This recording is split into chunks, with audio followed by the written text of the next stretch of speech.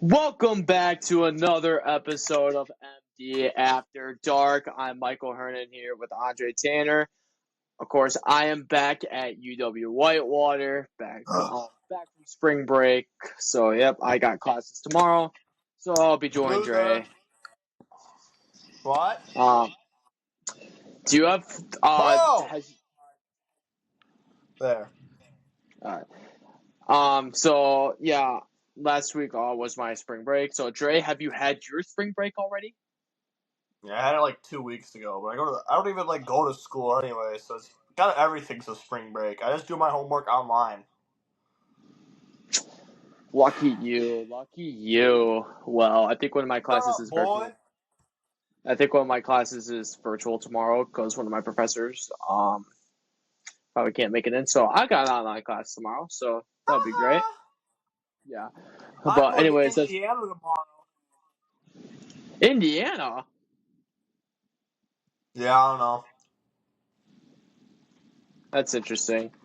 But anyways, without further ado, let's get started. We're first going to start off with, of course, March Madness in the Elite Eight.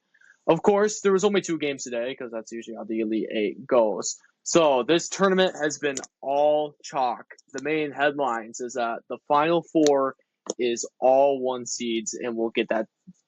We'll get to that in a moment. But our first matchup today, we got the number 1 seed Houston has taking care of number 2 Tennessee today, 69-50. 69, nice. But anyways, inside joke. But anyways, That's really loud. Houston was led by LJ Cryer, who had 17 points, 7 rebounds, 4 assists. Struggled from the field today. Shot 6 for 17 from the field, 2 for 8 from 3, but went 3 for 3 from the free throws today.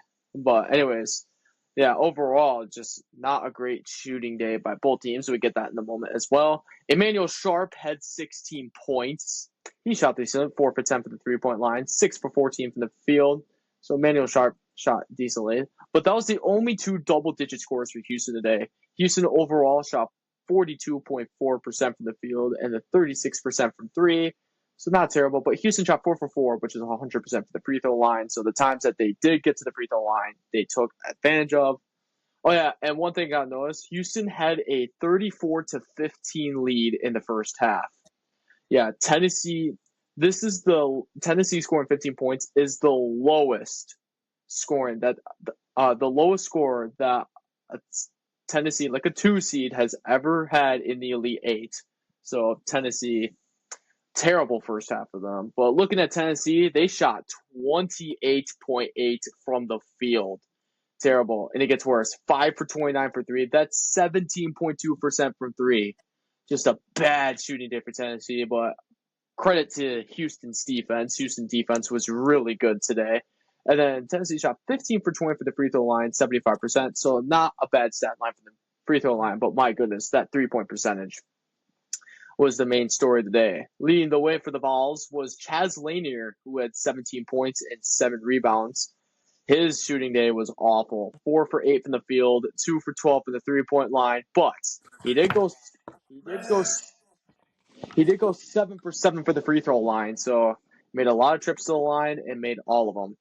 And then also Jordan Gainey led the way with 17 points, and he shot 2 for 5 from the 3-point line. It's not terrible. 6 for 12 from the field, and then 3 for 3 from the free throw line. There, and then Zakai Ziegler only had 5 points today. 1 for 9 from the field. And 5 assists. He had 5 assists as well. Yes. Zakai Ziegler shot 1 for 9 for the field, 1 for 6 for 3, but 2 for 2 for the free throw line. So not a good day for Ziegler. So Dre, your thoughts about Houston going to the Final Four and this defensive battle?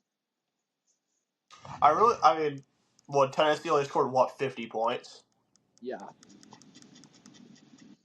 Yeah, really low scoring game. I really thought Houston would get beat. I guess Purdue is just better than I thought, and I guess Tennessee just wasn't. Yeah, they did underperform kind of, but yeah, I think so. They play Who do they play? Houston will have to play Duke. Yeah, Duke is going to the national championship. So it's up to Florida or Auburn to beat them. I What don't if know. I mean, my go ahead. be honest, Michael? I Do mean, you really think Duke's going to lose Houston? Houston's got good defense. I mean, I think. I mean, if Houston like if they keep playing the defense the way that they have been this tournament, they got a shot. And of course, they got some scores like LJ Cryer and Emmanuel Sharp. This Houston team. I mean, they play really good defense. I mean, I've been impressed with their defense, and they could score as well. I mean, even though like Purdue played really well against them, but Houston they could score too. I mean, you saw that they could score in the 80s too. So I mean, if Houston can play good defense, I mean, they got a shot. But of course, Duke is a juggernaut themselves. But I mean, Houston play good D, and they got a shot. That's just my take. But Fair enough. Trey, you got any more from Houston and Tennessee? I do not. Alrighty, and then our second game of the day, another top seed, Auburn, has defeated 2 seed Michigan State 70-64. Auburn got out to a 23-8 lead, going on a 17-0 run after trailing 8-6 to Michigan State early. But then Michigan State would eventually bounce back. They would make it close towards the end of the first half. Then it'd be a little bit back and forth, but Auburn would eventually pull off the victory in a gritty defensive battle. Auburn was led by, no surprise, Janai Broom. He had 25 points, Baller. 14 rebounds. He had a double-double in the first half, which is insane. Shot really well from the field, 10 for 13 from the field, 2 for 2 from 3, and a decent 3 for 5 from the free throw line. Overall, just a great day for Janai Broom. And Janai Broom did have an injury late into or beginning of the second half. He did come back, but yeah, he did play through an injury. So little injury concerns from the Wooden Award candidate Janai Broom, but he did finish off the game, which is good for Auburn fans. And then also leading the way for Auburn was Tahad Pettiford for the bench. He had 10 points today. Did not shoot the greatest. 4 for 12 from the field, 2 for 6 from the 3-point line, but got 10 points in double digits. Pretty good day. And yeah, Chad Baker-Mazara had 6 points on the day. He didn't shoot great. 2 for 10 from the field, 2 for 8 from the 3-point line. But Auburn gets the win regardless. And then Michigan State, Sparty. Oh, yeah. I forgot to mention about Auburn. They shot 26 for 61 from the field. That's 42.6%. And then 7 for 25 for 3. They shot 28% from 3. But yet still found ways to win. Just even though they did not shoot the greatest, their defense really stood out and got the win. And then Michigan State, they were led by Jackson Kohler, 17 points and 11 rebounds today. 6 for 8 from the field, 3 for 4 from the 3-point line, and 2 for 2 from the free throw line. So a good day for Jackson Kohler. Sadly, was not enough. And then Jaden Akins, he had 15 points today with 3 rebounds. I saw it. Yeah. Struggled from the field today, 6 for 7, or 6 for 17, 3 for 10 for the 3-point line. I was going to say, struggling from the field at 6-7. 6 for 17, my bad. But Jaden Akins did make some clutch threes there at the end, but it wasn't enough, sadly. Mm-hmm. And then Jace Richardson, which most likely his final game in a Michigan State uniform, is he will probably enter the draft. He had 11 points, 3 rebounds, and then shot 4 for 13 for the field, not great. 0 for 2 from the 3-point line, and 3 for 3 from the free throw line, so pretty good free throw wise. Jeremy Fears Jr. really struggled today. Only had 2 points, 1 for 4 for the field, didn't attempt a 3-pointer, and 0 for 2 for the free throw line. Rough day for Jeremy Fears Jr. But anyways, Michigan State shot 34.4% from the field, 7 for 23 from 3, which is a 30.4% clip, and then 13 for 16 from the free throw line, which is an 81.3%.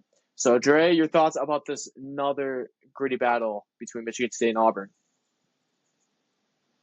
I think I predicted Michigan State would make the Elite Eight, and this is the team I had them losing to. But yeah, I liked Auburn. all the ways. Now they play Florida, who is a very good basketball team. That's all I'm going to say.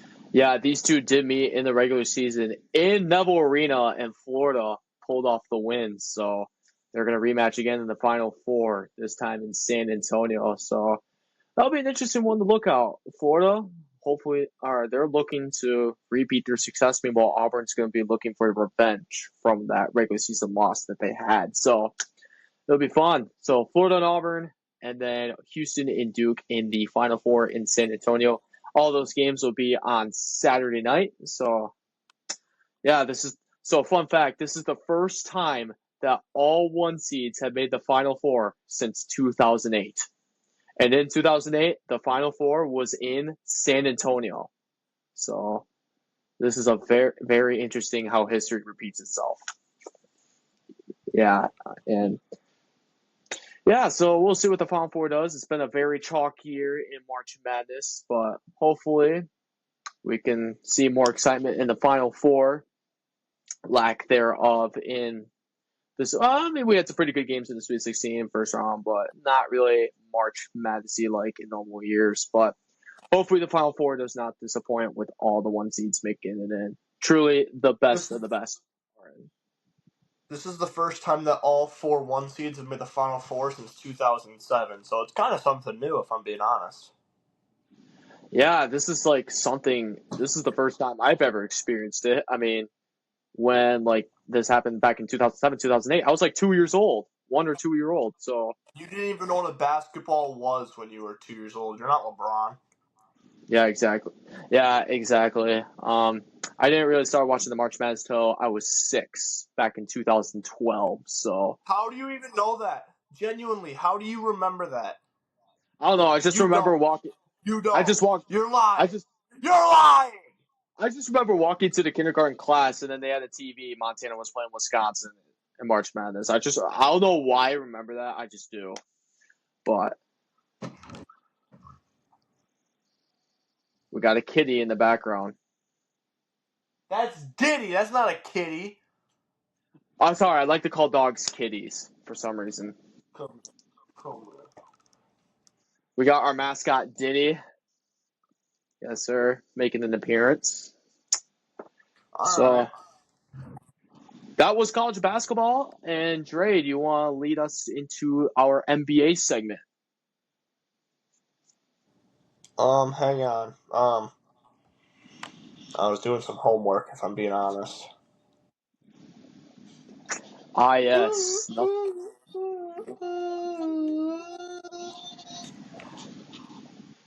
a little bit. There wasn't Yeah. a bunch of action today, but there was enough. Excuse me. We had a solid 8 games, so I'm just going to go 2 by 2 for each game. So our first game of the day, the Cleveland Cavaliers bounced back with a 127 to 122 win over the Los Angeles Clippers. The Cavs were led by Donovan Mitchell with 24 points and 12 rebounds, and Jared Allen with 25 points and 12 rebounds. Evan Mobley chipped in 22 and 7. DeAndre Hunter had 10 points, and Isaac Okoro had 11, as well as Darius Garland, who had 19 points.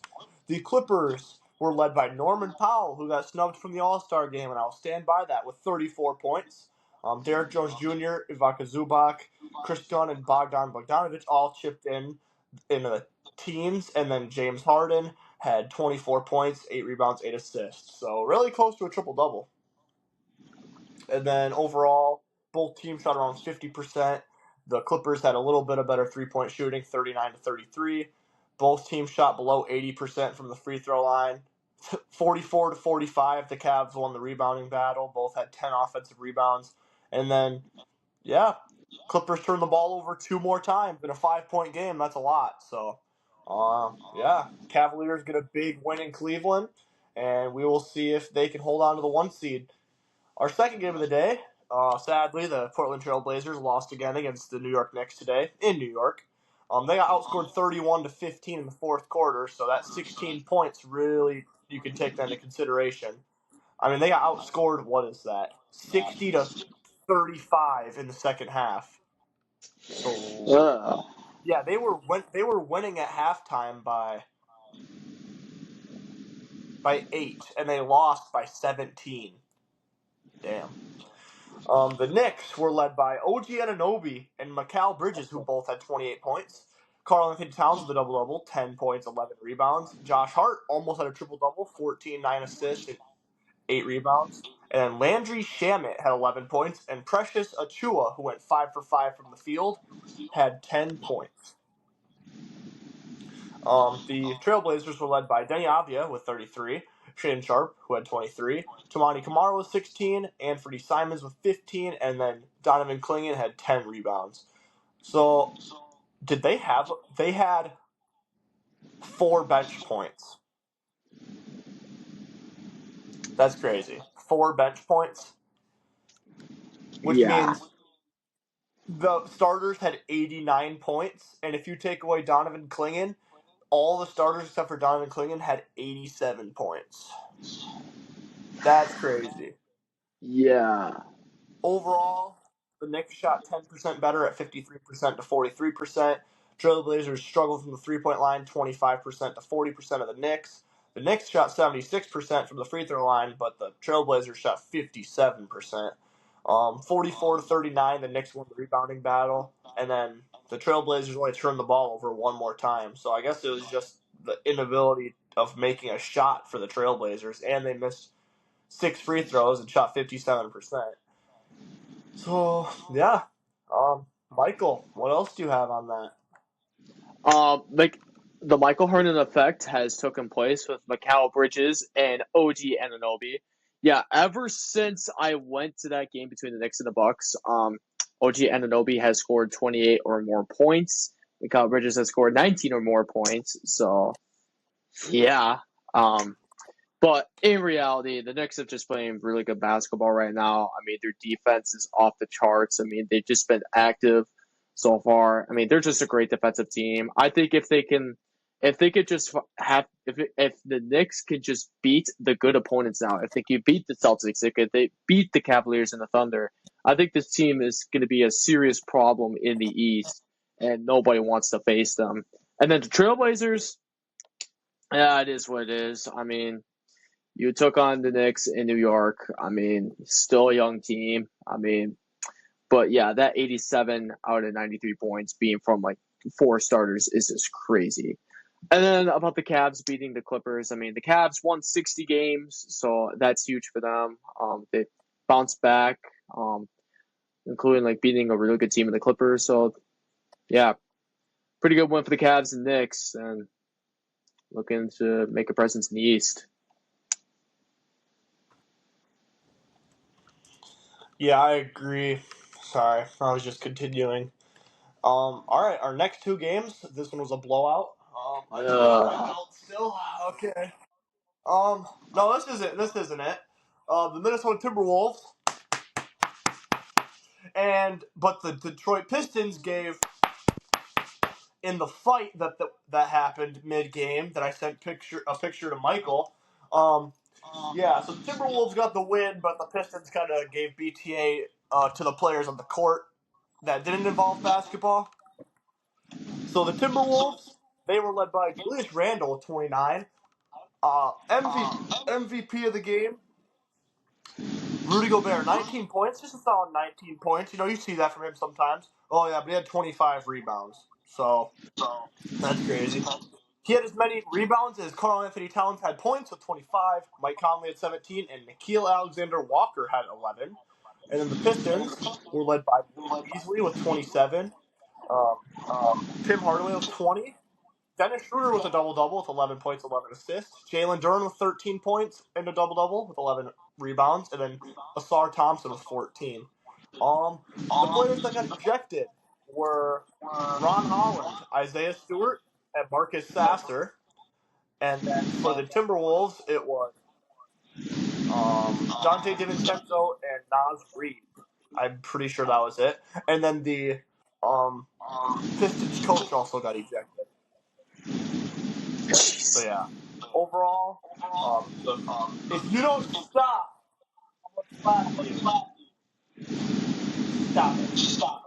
Overall, the Timberwolves got 47% to the 35% of the Pistons. Also, Michael, your stuff is echoing. Oh, it is? Yes. What about now? Hello? Yeah, it's still doing it. Do you have your phone audio on or something?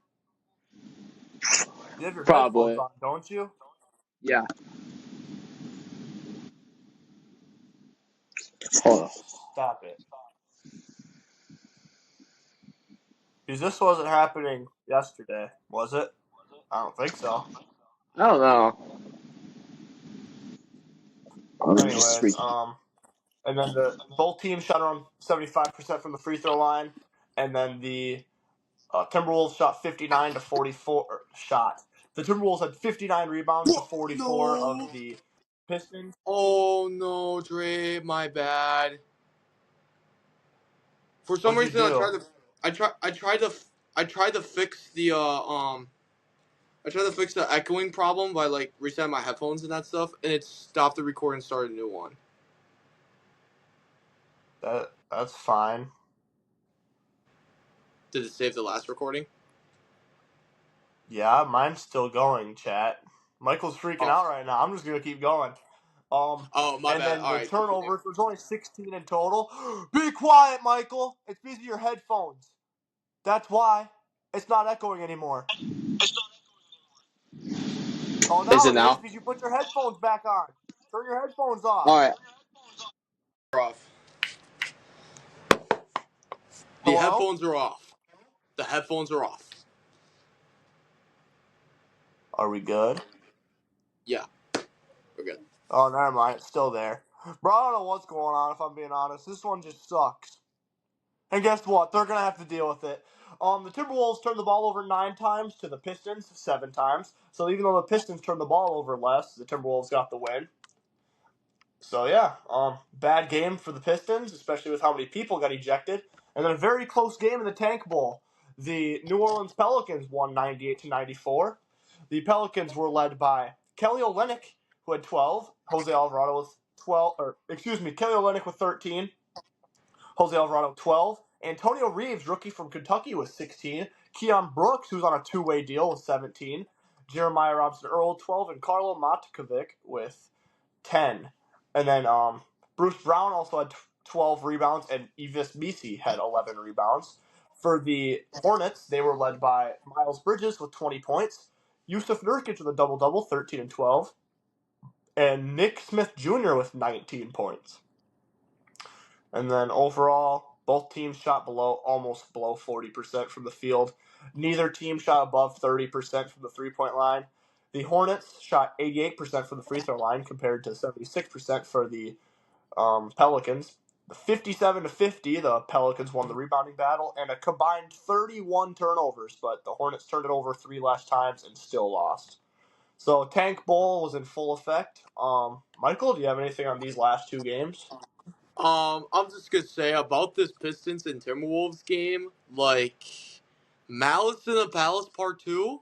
I just recently saw the video. I'm like, oh my goodness, it It got wasn't no malice in the palace. They weren't it fighting wasn't fans.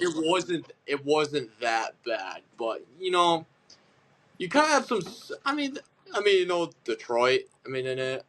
I called it the. I texted you earlier today. I said Malice in the Palace, Minnesota version, or something like that.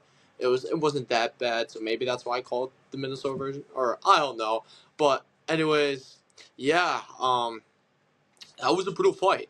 Again, not as bad as what took place in 2005 or in the 2000s, but yeah, that was unpleasant. But anyways, and then back to the Pelicans and the Hornets game. Boy, the Pelicans. Imagine, could you just imagine if Zion Williamson just had a healthy season? Like, it's really unfortunate, how the Pelicans, a couple years ago, and even last year, the Pelicans were a playoff team last year, and now all of a sudden, they just fell off. Ever since Zion got injured in that play-in game, the Pelicans just went down. They did win today, but they won in a tank bowl. So yeah, not good in Pelican land. I'll say that. But they got the win today, so it is what it is. Good for them. Yeah. I mean, the next two games are kind of really bad blowouts, so I'm not going to go over it very much because nobody wants to listen to this. Oh, the Warriors. So let's see. What is that? 42. So 1, 2, 3, 4 for each 10 points that the Spurs lost by.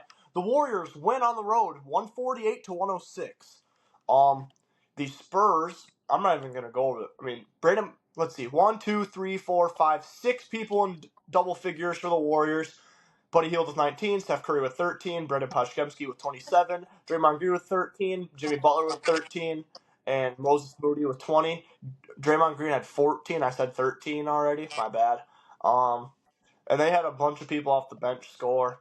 And then for the Spurs, they were led by Keldon Johnson and Sandro Mamu Kelashvili, or Shavili, sorry. He had a double-double. And those are the only two people I'm going to go over because they were the only two relevant people. The Warriors shot 57% to the 47% of the Spurs. The Warriors shot 47% to 38% at three throw line, at the 3-point line, and then 15 for 19 for the Warriors at 78% from the free throw line, 10 for 16 for the Spurs at 62% at the free throw line. Spurs had 21 turnovers, and the Warriors won the rebounding battle by 10. So that just shows where that game was won at. And our next game, Michael's gonna love this one. So Oh only boy. two belts. Ow! It's Man, the fact that we got belts. ow! The Hawks beat the Bucks 145 to 124. You could have at least helped out the Bulls to make the playoffs, but no, you didn't because you suck. Zachary Risashe, 36 points. Onyeka Okongwu with a double-double, 13 and 10. Trae Young double-double, 19 and 19. Bro, Michael, what is your defense doing, chat? And then Dyson Daniels with 22 points and 9 rebounds. And then the Bucks, Giannis had 31 and 9, and Kyle Kuzma had 25, and then Kevin Porter with 28. That's all I'm going over. And then both teams shot around 80% from the free throw line. Both teams shot around 35% from the 3-point line. And then the Hawks won 53 to 47 from the normal field. They made. That doesn't make any. Okay, never mind. I guess it does make sense. The Bucks had 14 turnovers to the 8 of the Hawks, and the Hawks had 46 rebounds to the 36 of the Bucks. So yeah, 9 offensive rebounds more than the Bucks. So Michael, what do you think about the two games that just gave BTA? First of all, I'm gonna go off about the Bucks a little bit. What is going on, bro? Like, okay, Y'all suck. Friday, Y'all the suck. game that I went to, we couldn't score, and now all of a sudden we can tonight, and we couldn't defend. Like, I get Michael, it. guess what? Michael, guess what? Michael, What? guess what? What? Andre Jackson had 11 minutes and 1 point. Oh my gosh, he finally got minutes. Probably because, In a blowout. yeah, um, yeah.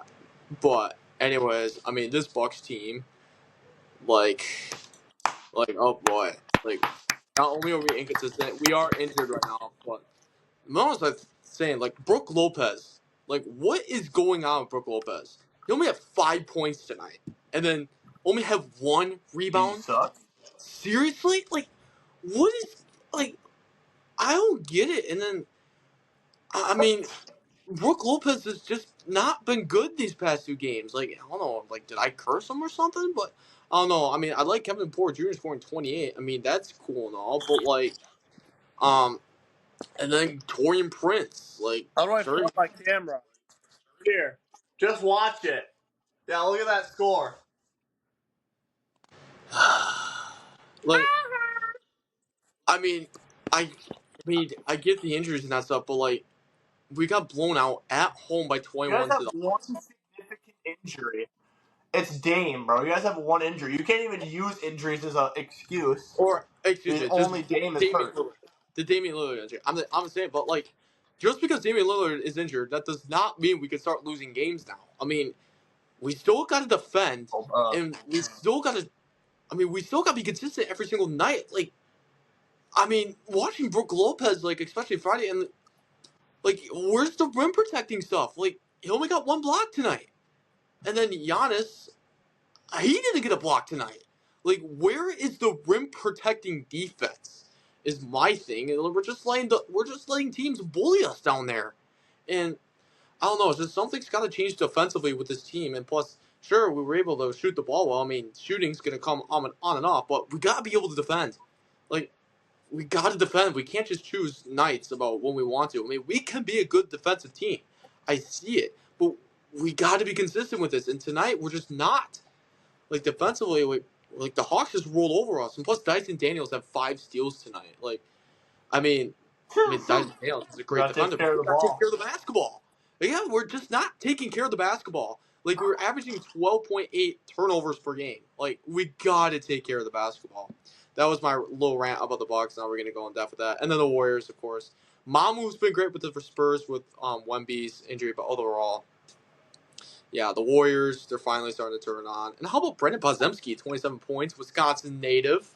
Yes, sir. Yep. So, yeah, good for us Wisconsinites pulling up, but yeah, that's all I got. Bucks, do better, please, for my sanity. You all know what the problem with the Bucks is? What's that? They don't have any youth. They all got guys that want to go out there and just get their money. They don't have guys that want to go out there and work hard, like Andre Jackson. When he was playing, bro plays amazing defense, but Doc Rivers doesn't play him because he doesn't score. What? Like, And then you Andre trade away a really good athlete in AJ Johnson. So for Kyle Kuzma, who's been playing really mid for the Bucks, like I mean, he's probably been playing better than he was for the Wizards, but for what the Bucks traded, no, they did not get what they traded off. AJ Johnson will be a star for the Wizards. You can stand here and tell me what, but they don't play. They barely play Tyler Smith. Did he play tonight? Let's see. He was their first round or second round pick or something. He played 3 minutes in a 20-point blowout where you're down by like 30 at points in the game, and you play Chris Livingston, who I'm pretty sure was the second round pick, and then Tyler Smith, who played last year, and also Northwestern legend Pete Nance played for the Bucks today. So that's pretty cool to see. Yeah. But yeah, my thing is here's the thing. That's Larry Nance. That's Larry Nance's youngest brother. Yeah, Pete Nance. He actually played Northwestern. Then he actually transferred to North Carolina too. I know. I was so mad because that was the year before last year. That was 2 years ago that he did that. Because he was with the Northwestern when they won against Boise State in the first round. Yeah, him, Chase Aldige, Boo Booey. No, That was a good dude, that Northwestern team was so good. That team was so good. And they almost beat UCLA to go to the Sweet 16, and then they fell short. Man, that team was good. And then last year, I mean, they got paired up against UConn. What the hell are you going to do against that when you're going against Stephon Castle and Donovan Clingan, who had, like, literally 8 blocks? Okay, we're getting too off track. I'll go over the last 2 games NBA, and I put this dog out because she keeps at me. And then we can talk more after you go over whichever sport you want to do. So We'll our probably next do game, this one I'll go a little bit more in-depth in. R.J. Barrett was the star for the Toronto Raptors as they defeated the 76ers 127-109. R.J. Barrett with 31 points. Orlando Robinson with 13. Jacoby Walter with 17, rookie out of Baylor. I like him a lot. He actually won me some money. I put a double-double on him, and it was like an 8 times multiplier, and he got the double-double. I was so excited. And then Jamal Shed had 11. Jamison Battle has been a good ball player for this slumping Raptors team with all these injuries. 16.7 Minnesota and rebounds, Ohio and then State Jonathan legend. Monbo with 13. What? Minnesota and Ohio State legend. That's what I thought. And then for the 76ers, they were led by Lonnie Walker the fourth with 23 points. He just needed a chance. That's all I'm going to say. When he played for the Spurs, he was like dunking on people, hitting threes, and then he got cut and went to the Lakers. Lakers are just places where the young players that don't have a spot to go just go to, and then they get signed somewhere else, like Cam Reddish. Actually, Cam Reddish has played for 8 different teams. Though he went from the Hawks to the Knicks to the Trailblazers to the Lakers now. Then Justin Edwards had 12 points. I don't know if I already said this, but Ricky Council had a double-double, 17 and 11. Jalen Hood-Schifino, Indiana legend, former Los Angeles Laker and Utah Jazz player for 2 days, had 18, and then Jared Butler had 15. Overall, both teams shot 47%. 76ers struggled from the three-point line at 27% to the 44% of the Toronto Raptors. Free throws, then the Raptors struggled at the free throw line, shooting 66% to the 89% of the 76ers. Both teams had 46 rebounds, and the Raptors turned the ball over 10 times to the 76ers 16 times. And then our final game, the Suns, what is that, 39? So that's basically a 40 piece. So maybe it's because I'm doing it this way. Maybe that's why I'm hitting my hand. There we go. Yeah. Amen Thompson almost had a triple-double. 12, 9 assists, 10 rebounds. Alfred Şengün with 16 points and 9 rebounds. Fred VanVleet with 13. Jalen Green with 33. And then Aaron Holiday and Jock Landale both had 11. And Jabari Smith with 10 points. And Cam Whitmore, 13 minutes, 13 points. Everybody that played scored for the Houston Rockets. Jeff Green, he played when it actually mattered, when it was close. He hit 2 threes at 39 years old in his 17th season. Douglas!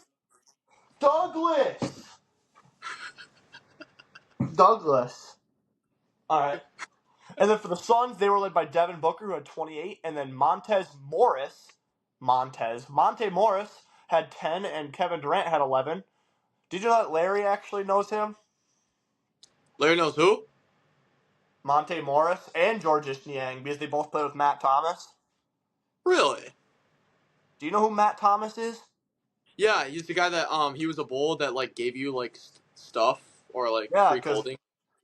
Yeah, so one of our basketball coaches when we were in high school, he coached at a school up north in Wisconsin that won a state championship and coached an NBA player. And he played for the Bulls at the time that I played in high school, and he gave me free merch. So yes, sir. But yeah, no, my phone. And then overall, both teams. Oh my gosh. The Rockets shot 57% from the field, 58% from three. I'm not even going over the Suns. How is that possible? And then they shot 7. I don't know. They're crazy. How do you shoot? 19 turnovers for the Suns to 9 of the Rockets, and then 45-40, the Rockets won the rebounding battle. So yeah, BTA for the Rockets. You got anything else before I let this dog out? Because she's harassing Doug now. How do you have a higher 3-point percentage than field goal? That's just astonishing to me about the Rockets. Wow. And you shot 57% from the field normally. That's crazy on its own. Yeah, and the 58% from the 3-point line. My goodness. But yeah, Suns. It continues to be rough. Yeah, it continues to be a rough year for them. Again, they're kind of having the same problems as the Bucks right now. Hardly any youth. I mean, Kevin Durant and Devin Booker, sure, but Bradley Beal. I didn't think he played today, but yeah, he's been struggling this year. But yeah, limited youth for the Suns. But it's even worse down there in Phoenix. But anyways, how about Jeff Green? Definitely still kicking butt. I like to see Jeff Green. He's been in the league for a while. He's been a journeyman. So yeah, it's pretty cool. And then the Raptors, RJ Barrett. Again, he played really well. Good to see Lion Walker the fourth playing good basketball right now. Remember him from Miami. So, but yeah, overall, that's all I got for the NBA. I'm watching Douglas just fell off. Douglas just fell off the bed. Doug just jumped off. I'm watching the highlights from the Pistons and Timberwolves game, and they just showed the fight. The Pistons were like flexing because they were up by like 15 in the second quarter, and then I just watched Anthony Edwards make like 5 threes in a row. Yeah, they won, dude. The Pistons were so bad after they got like their entire team ejected. Okay, I'm gonna let this dog out. You can move on to NHL or MLB, whatever you want to do. We're gonna move on to NHL. So overall in the NHL, all right, hold on. Overall in the NHL, we got 1, 2, 3, 4, 5, 6, 7. We got 8 games in the NHL as well, just like in the NBA. 7 of them are finished. Meanwhile, after 2 periods, the Kings are currently up on the Sharks 6-1. So a bit of a blowout there in LA. But meanwhile, we're gonna start in Florida. The Canadiens pull off a big win in Florida, 4-2 today. The Canadiens were scoring for the Canadiens today were Brendan Gallagher, Patrick Lane scoring a goal each, and then Juraj Slavkovsky had a goal and assist, and then Nick Suzuki had a goal and 2 assists today for the Habs. And then assisting today was Lane Hudson, the rookie from Boston University, keeps one of the rookie defensemen he's had this year. He had 3 assists, also had 3 block shots today. Mike Matheson had 5 block shots, leading the way for the defenseman for the Canadiens. And then also assisting for the Habs was Christian Dvorak, also assisting. And then in net today for the Canadiens, Sam Montembeault. He was really good for the Canadiens today. 24 for 26, 24 saves, 26 save attempts, allowing 2 goals, 923 save percentage. So great day for Montembeault.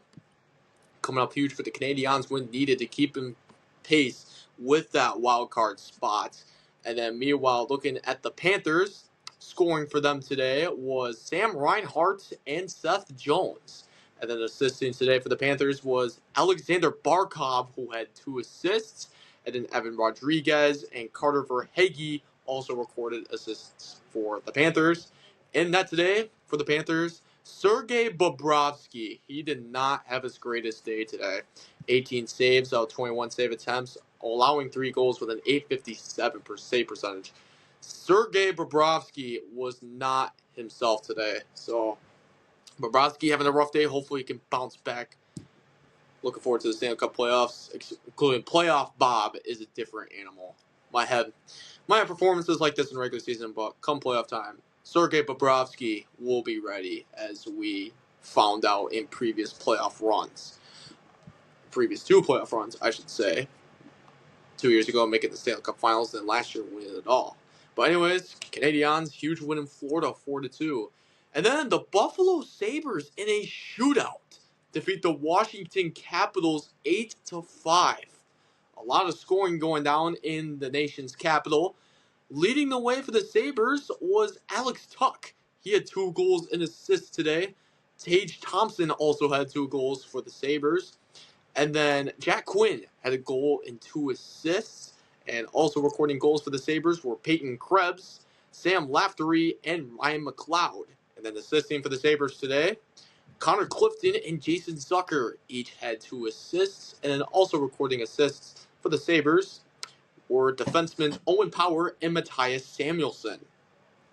And then we got Dre emoting back there. And off he goes to let the dog in. Alright, so anyways, the goalie in net today for the Sabres was James Reimer. 24 saves out of 29 save attempts. And allowing 5 goals in the day, having an .828 save percentage. Not the greatest day for Reimer, but the offense was able to be there for him when needed most. And then looking at the Caps, the chase continues for Alex Ovechkin. He scored a goal tonight. That is his 890th of his career. He is 4 shy of Wayne Gretzky's all-time goal record. So Ovechkin only needs 4 to tie it, and then 5 to be the all-time NHL goal leader. So we're gonna keep track of that as the Capitals play, as Alex Ovechkin looks to chase that record. He got that goal, and then also he had 2 assists as well for his night. So the chase will continue for the great chase for Alex Ovechkin And then also Jacob Churchrin had 2 goals for himself. So Churchrin having an impressive season as a defenseman. And then also scoring was Pierre-Luc Dubois having a goal, and then Alexei Protas also had a goal for the Caps as well. And then assisting today was Dylan Strome, who had 2 assists. And then also recording assists was Tom Wilson, Martin Ferravari, and then Rasmus Sadin and Trevor Van Ramsdick. And then in net today for the Capitals was Logan Thompson. Logan Thompson had a rough day for the Caps today. 15 saves, 22 save attempts, 7 goals allowed, and a .682 save percentage. Yeah, Logan Thompson, he's having a terrific year this year, but today he was not good. Overall, the Sabres defeat the Capitals again, 8-5. We're going to Canada with this one. The Jets defeat the Canucks 3-1. And then looking at goal scorers today for the Jets was Kyle Connor had a goal and assist, and then Cole Perfetti and Mason Appleton each recorded goals for the Jets. And then assisting was Nikolaj Ehlers. Dre, what do you got?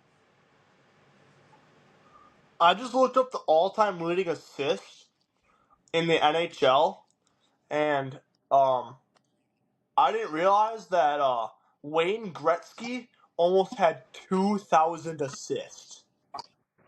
Wow. Just because you brought up that Alex Ovechkin had 2 assists tonight, so he has 890 goals to 723 assists. Gretzky had over double the amount of assists that he had goals. He played 1,487 games and had 1,963 assists. He had over an assist per game. That is nuts. That's crazy. That's why Wayne And Gretzky is then, the greatest hockey player of all time. literally, and the second place player in whole points doesn't even have 2,000 points, and he played 250 more games than Wayne Gretzky did. Jaromir Jagr, who played for Jaromir basically Jagr. every team. Yeah, that is crazy. Jaromir Jagr bounced around a lot during his time in his career, but great player overall. But anyways, yeah, crazy what Wayne Gretzky has done in his NHL career. So, anyways, getting back to the Jets and the Canucks. So, assisting was Nikolaj Ehlers, Adam Lowry, Vladislav Nametsnikov, and then Mark Scheffel, and then Colin Miller all assisted for the Jets today. And then that's Connor Hellebuck had another great performance in net. 23 saves, 24 saved attempts, allowing 1 goal with a .958 save percentage. Connor Hellebuck doing Connor Hellebuck things, continues to be the best goaltender in all of hockey. And then the only goal scorer today for the Canucks was Pius Suter, recording the lone goal the Canucks had today. And then assisting on that goal was Jake DeBrusk and Tyler Myers. In that today, Thatcher Demko did not have the greatest day today.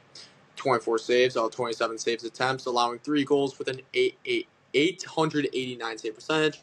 So Demko, not the greatest day again, but Hellebuck just continues to dominate in net. The Jets, again, defeat the Canucks 3-1. And then the Utah Hockey Club defeat the Chicago Blackhawks today, 5-2. And It's okay though, because Connor Bedard got his assist that I needed for my parlay. there's always a good in an outcome. But anyways, Oh yeah, I said I was gonna stop gambling. I lied and I went back to my old ways by doing 3-leg parlays on the lower side of like lowering the lines, and it worked. So I'm happy. And I sent Michael like a 30-minute audio about it, and he listened to like a quarter of it and just said, "Yay!" I remember that. Yeah, see, he's smiling. He knows. He knows. Yeah. He knows. Yup. All right, let's hear the rest of the Blackhawks game. All right, so the Utah Hockey Club were led by Alexander Kerfoot.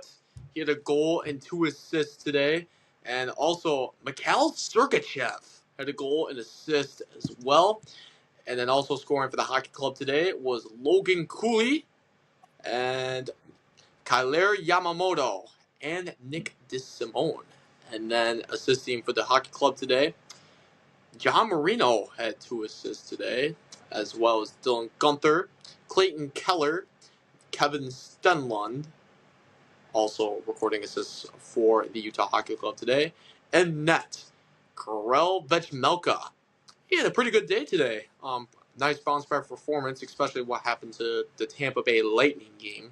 Oh boy, but he had 27 saves, 29 save attempts, allowing 2 goals and having a 931 save percentage. So overall, good day for Karel Vechmelka in net today for the Hockey Club. And then the Blackhawks, scoring goals for them today were Joe Veleno and Ryan Donato. Ryan Donato continues to impress. I remember when he was on that 2018 U.S. Hockey Olympic team, and he was basically the headliner for that. And I just remember making his debut for the Bruins back in 2019. Yeah, Donato. He was a good player for the U.S. Olympic team, but they were just a bunch of college kids. They really couldn't compete with the rest of the world, but it is what it is. But Donato, nice to see him continue to do well years later. And then assisting today, of course, Dre mentioned that. Connor Bedard got an assist, hitting his parlay today. And also assisting Nick Foligno and Artyom Levshinov. Artyom Levshinov, again, the number 2 overall pick in this year's NHL draft, getting an assist today. So how about that? Bedard and Levshinov. Looking forward to those two being. I bet Dre's looking forward to those two being together for the next decade. Only like 3 more first and second overall picks until we win another ring. Yeah, hopefully the Minnesota Wild can get a ring in their window. Please extend Kaprizov. But, anyways, in net today for the Blackhawks was Arvid Soderblom. He didn't really have the greatest day in that today. 26 saves, 31 save attempts, 5 goals allowed, and having an 839 save percentage. So the I've Utah had a problem with him the last couple of years. He sucked.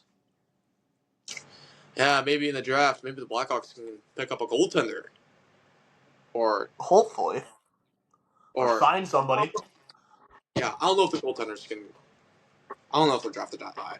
But anyways, well, I don't even know if they have anybody in their minor leagues either. Yeah, we'll see what the Blackhawks will do with that goaltending situation. But okay. And then our next game here, the Penguins win a big overtime game against the Senators, 1-0. The Senators do get a point from this, but the Penguins, this is a huge one to keep their playoff hopes alive. Scoring the game-winning goal today for the Pens was Sidney Crosby. Sidney Crosby, of course. There's a pen to do it. It was Sidney Crosby. And then assisting on that game winner was Ricard Raquel and Eric Carlson. And then in that today, how about this? Tristan Jarry, after all the bad performances he's been having recently, put up a masterclass performance. Nice to see Tristan Jarry bounce back and have an incredible in-net goaltending performance. 31 saves. Out of the 31 saves attempts, a shutout performance, and a 1 save percentage. How about that? Tristan Jarry, nice to see him bounce back. Nice to see Tristan Jarry play well. But then overall, leading the way for the Senators was Thomas Chabot. He had 5 blocked shots today to lead the Sens for the defenseman. And then in net for the Senators today was Anton Forsberg. He had 34 saves, 35 save attempts, allowing 1 goal, that overtime goal, and having a 971 save percentage. So overall, great defensive performance there in Pittsburgh. But the Penguins winning it 1-0 off of Sidney Crosby's game-winning goal. And then, going down south a little bit, in Carolina, we had a bunch of goals scored in this one. The Hurricanes defeated the Islanders 6-4.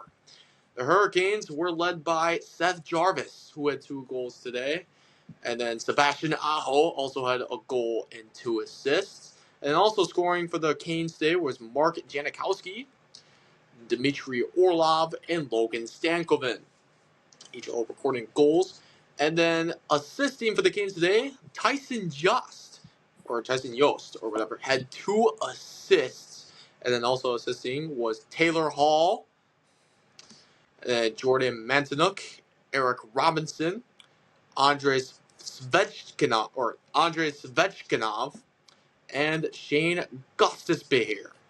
And then in net today for the Canes was Pyotr Kochetkov.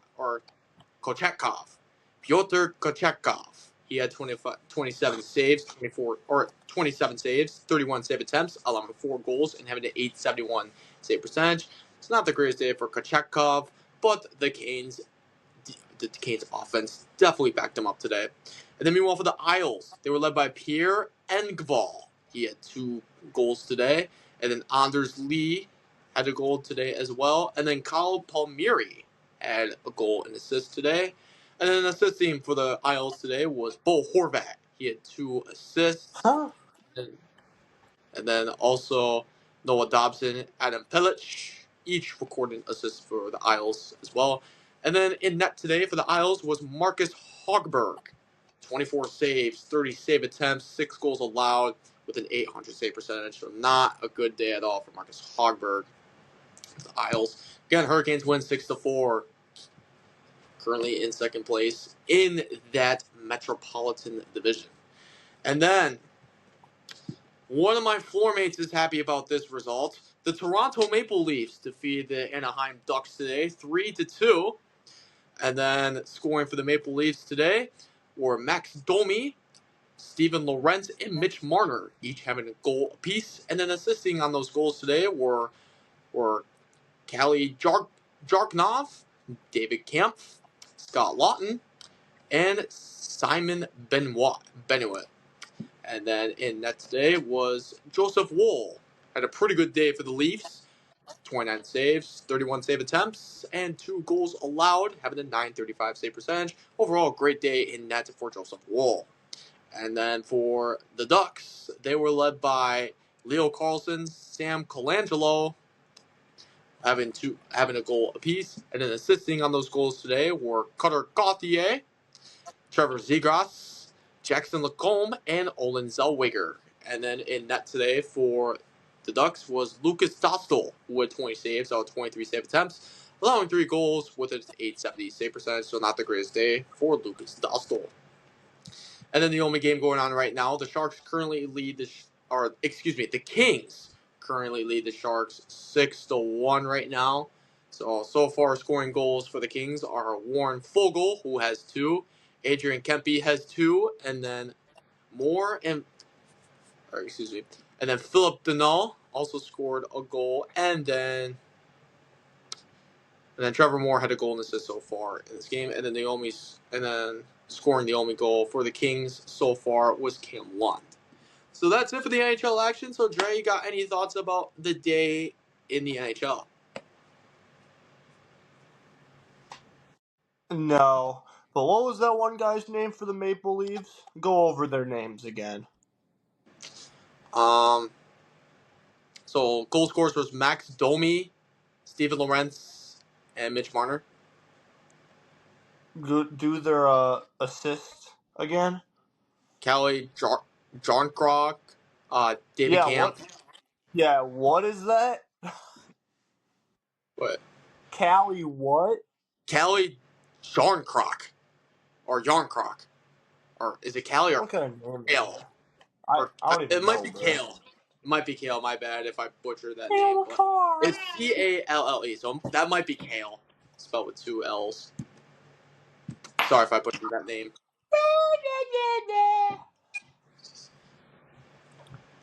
Alright, that's it for the NHL. Dre, Done want with to lead us? NHL? Yeah, done with the NHL. Dre, want to lead us into MLB? Why not? Sadly. Let's If see you're how many depressed, games are there. it's not good in 13. Brewland. Yeah, 13 games today. Brewers lost to the Yankees 12-3. They were led by Jazz Chisholm, who had 5 RBIs and 2 home runs. Aaron Judge hit another home run, and Ben Rice had a home run.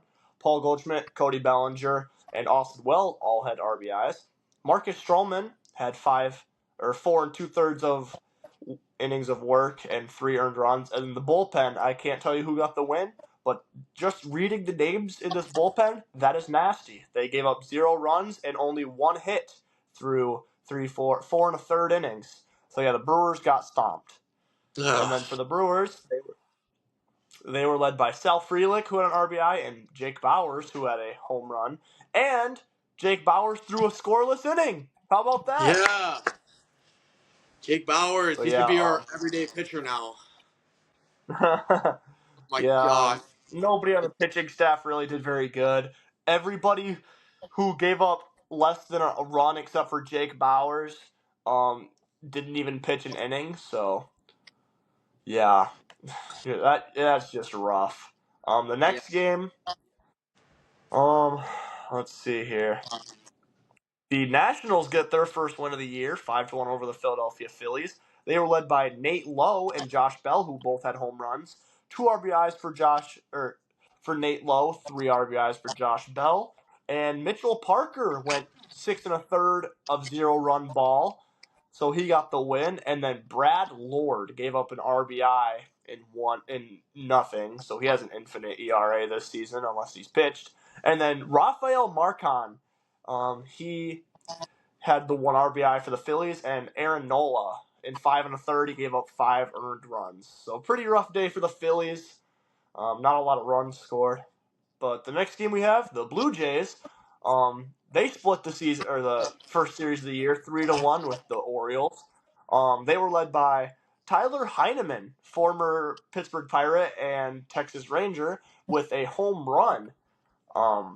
And then George Springer had 2 RBIs. Miles Straw is also on the Blue Jays. Did not know that. But then Chris Bassett went 8 innings, 6 innings of 1-run ball and 8 hits with 7 strikeouts. And then the rest of the guys that pitched did really well. No earned runs. Oh, wait, no, I'm stupid. And then for the Orioles, they were led by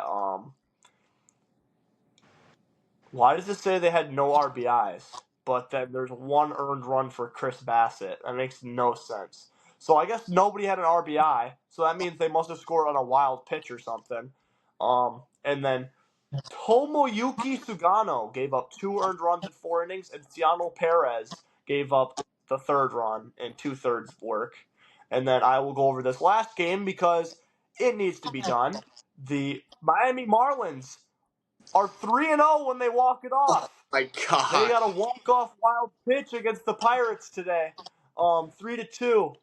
The Marlins were led by Nick Fortes and Griffin Conine. Griffin Conine, who's underdog fantasy line for a home run, was literally like 12, and he hit a home run.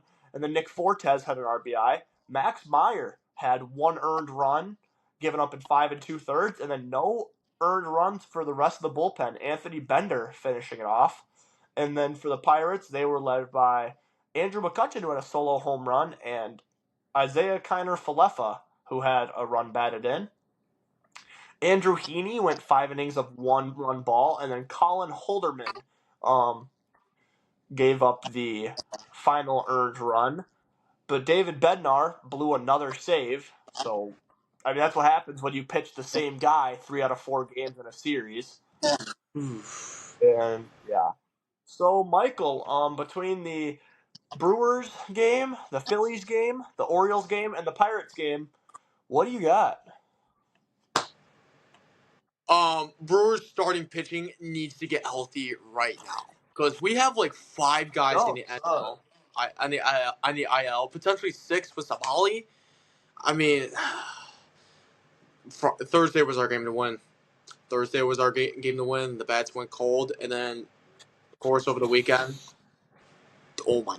Of course over the weekend, 32 runs in 2 days. 2 games. The starting pitching, dude, and That's I mean, of course, crazy. the bullpen is to blame with that, but yeah. And then Yoel Payamps. Like, What is going on with Yoel Payamps? 5 runs in like a third or 2/3 of work? Like what? Ugh. I'll look right now. Yoel Payamps gave up 5 earned runs in 2/3 of an inning. Oh my gosh! Like, aren't we? Isn't our Honestly, might bullpen as well make supposed to this be good podcast too? 2 hours. I want to do something else after this. Brandon Woodruff, please come back. DL Hall, please come back. Aaron Ashby, please come back. Guys, please come back. I mean, I think the Robert Brewers. Gasser. He's not. He's not going to be back until September. So What did you do? Tommy John or what? I think so. And then I think Jose Quintana is projected to get the start tomorrow. But In April. but the Brewers are still supposed to call him up. So I don't know what they're waiting for to call him up or something like that. But So he's call just him up. not. He's not even on the 40 man. I don't think so. Or is he on the 40 man? He's just not in the majors. Or I don't think he's in the majors because I think I looked up CBS Sports' roster. I didn't see Quintana. It said in the minors, but I don't know. But I think the Brewers are going to go with Quintana, probably call him up and then pitch Monday. But oh boy, we got issues. But anyways, except for the Brewers ranting there. I mean, the Nationals got a good one today. I mean, Aaron Nola definitely struggled today. Hopefully, that's not a bad sign to come for the Phillies. We'll see there. I mean, the Blue Jays just splitting with the Orioles. That's huge. That's huge. Like, I I know agree. it's split, but like, this is huge. I mean, especially with the concern with the Orioles, especially on Vlad Guerrero Jr.'s contract here. Like, that's huge. Like, you're gonna take any win that you got. Like, that was really big. And then the Marlins repeat the last year about the walk-off wins. I mean, the Marlins, for some reason, the Pirates have not learned a lesson. Do not get in close games in Lone Depot Park because they're going to end up in walk-offs. Pirates did that 3 times this weekend, but wow. The Marlins. Like, wow, they're going to be an exciting team to watch. Like, whenever, like, the Marlins play in Lone Depot Park and it's, like, close in, like, 9th inning or extra innings, watch. Must watch television. They become the best team in the league at that point. Yeah, I mean the Marlins are gonna be trash, but like 3-1 to start. That's a really good start. Better than the Brewers. Yeah, and the Cubs. We'll talk about them later. Our next game, the San Francisco Giants get a 6-3 win over the Cincinnati Reds. The Giants were led by Matt Chapman and Heliot Ramos, who both had home runs and 2 RBIs, and then Willie Adonis and Jung Ho Lee both had RBIs. Robbie Ray had 5 1/3 of 3-run ball and only 4 strikeouts, but the bullpen shut him down. 3 2/3 of no runs. And then the Reds were led by Matt McClain and Austin Wynns, who both had home runs. Wynns with a 2-run home run. Nick Martinez had a nasty play where he caught the ball, so he threw the pitch and he went like this behind his head, and he caught it. So that was pretty cool. But 4 earned runs and 6 innings. He had the loss, and then yeah, I don't know where the other 2 runs went. They must have been unearned, but Brent Suter pitched, so that's kind of fun.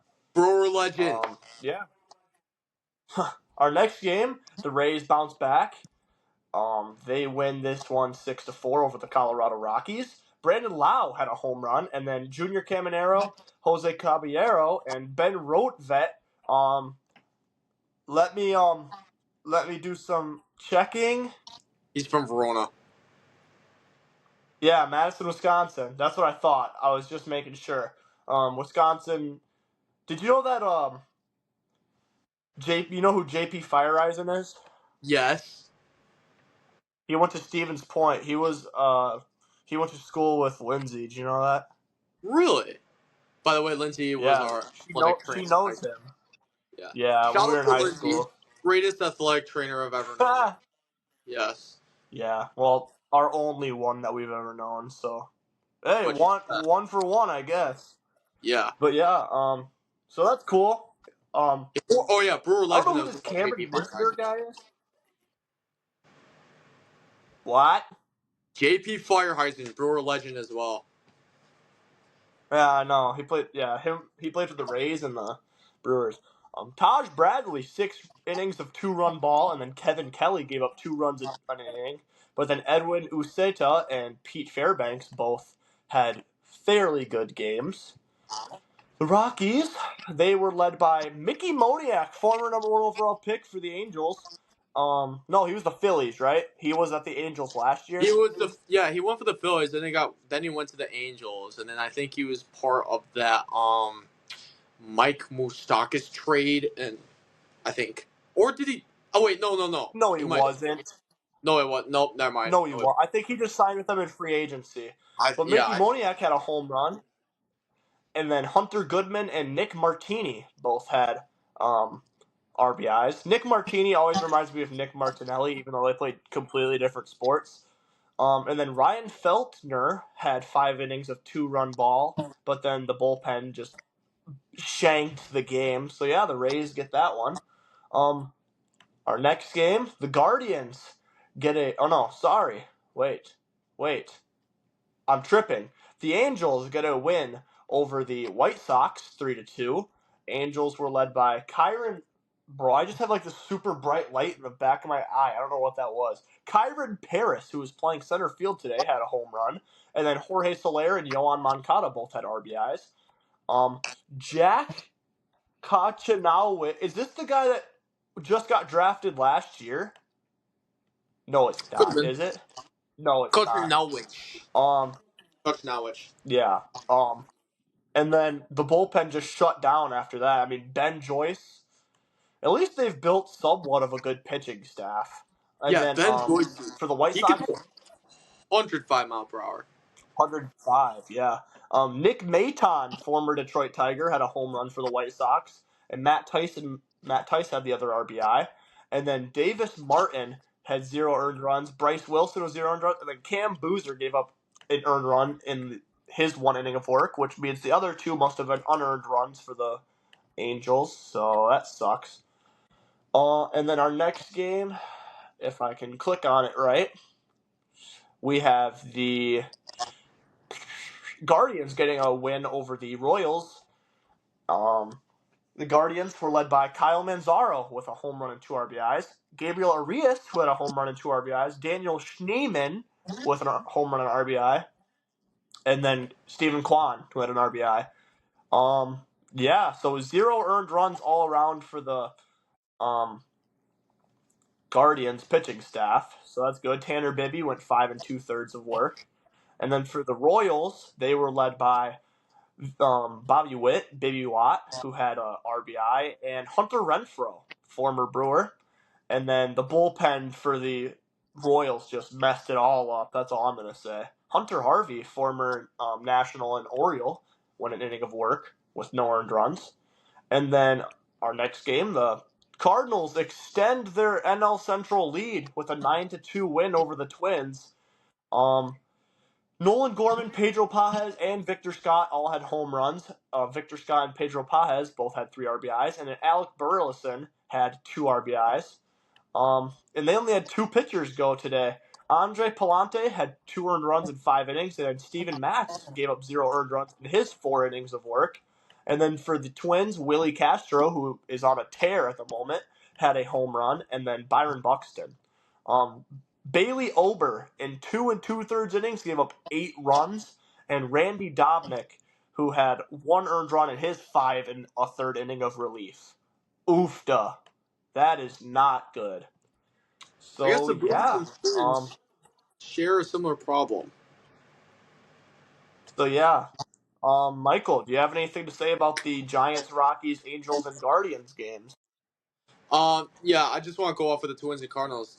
I guess the Twins and Brewers both have similar problems. Starting pitching problems. Yeah, it's kind of rough there in Minnesota land. But anyways, the Guardians, huge win against the Royals today. Get that early AL Central clash out of the way. I think they have. Yeah, they do have the AL Central lead now. That was a huge series win in Kansas City, and the Angels. My gosh, the Angels. I mean, I thought like the Angels would be like after the Shohei Ohtani trade, like their future is going to be dark. But all of a sudden, they're starting to develop a pitching core. Starting and bullpen. So if the Angels can build some sort of offense, like they can have this interesting young core for the future. So I'm really looking forward to that. And then the Giants look good today. I mean, of course, looking at the Giants here, I mean Robbie Ray was all right, and then Camilo Doval just continues to be one of the best closers in the MLB. But overall, that's all I got for those games at least. Yeah. So yeah, our next games. Well, I guess I did go one game too far. I did the Rays, Giants, Angels, Guardians, and Twins. So I guess I can just do the last four. The Rangers get a win to win the series over the Red Sox 3-1. They won the game 3-2. Wyatt Langford and Adolis Garcia both had home runs, and Ezekiel Duran had an RBI. Jacob DeGrom getting the win, 5 innings of 0-run ball, and then Sean Armstrong gave up the lone earned run for the Rangers. But then, yeah, the rest of the bullpen dominated. My dog just squealed, so I'll get her after I'm done with the MLB.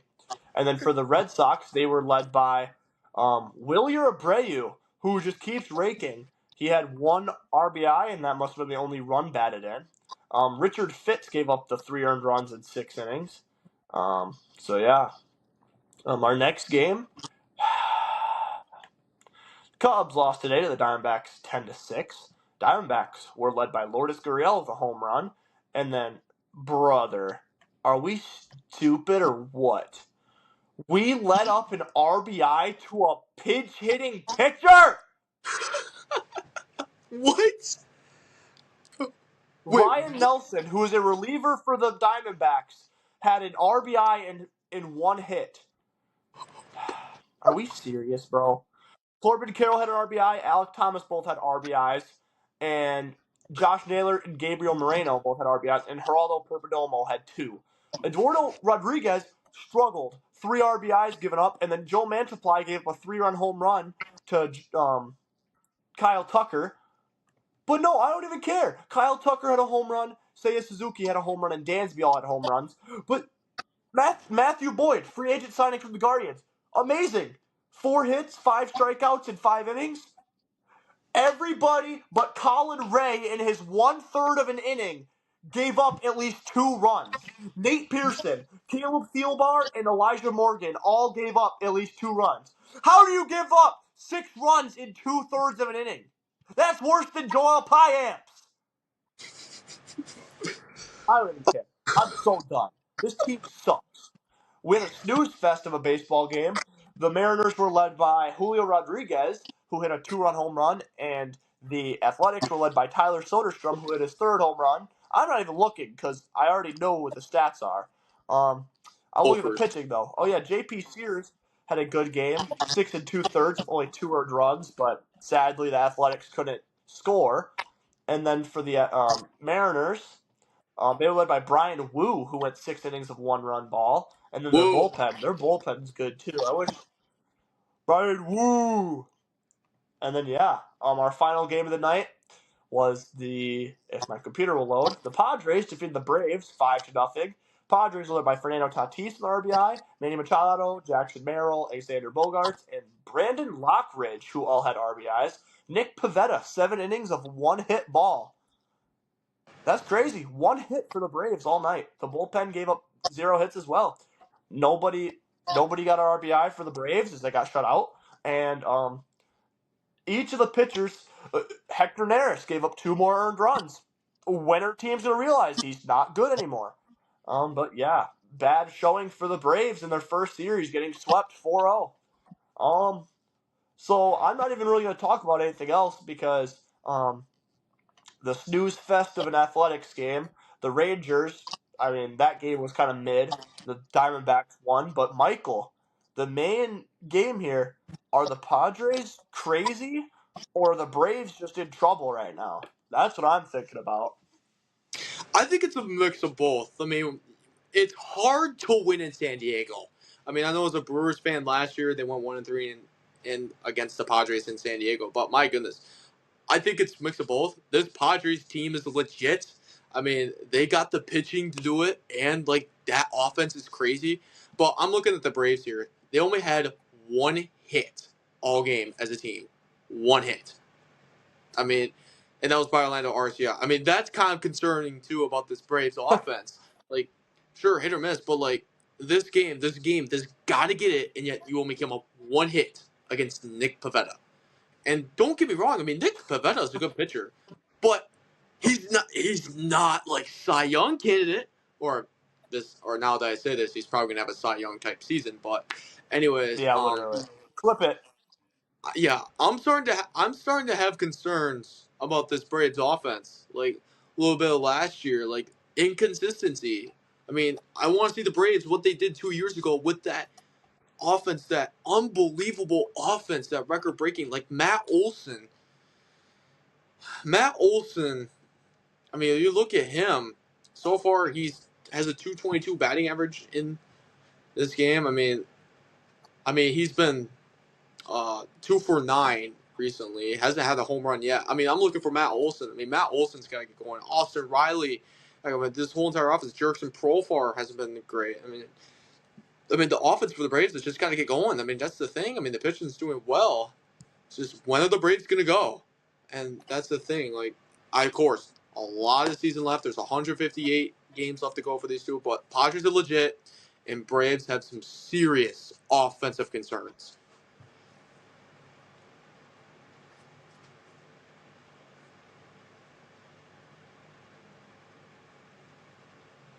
Yeah. So yeah, that's it for the MLB. But Michael, do you want to do one more activity or no? What's this?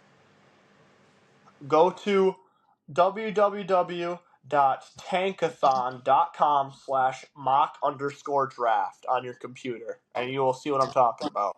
I want to do Slash this because it mock looks fun. slash mock what? _draft.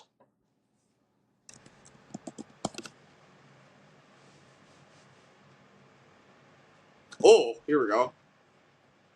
Yeah. Okay. Does it give you the sim lottery option?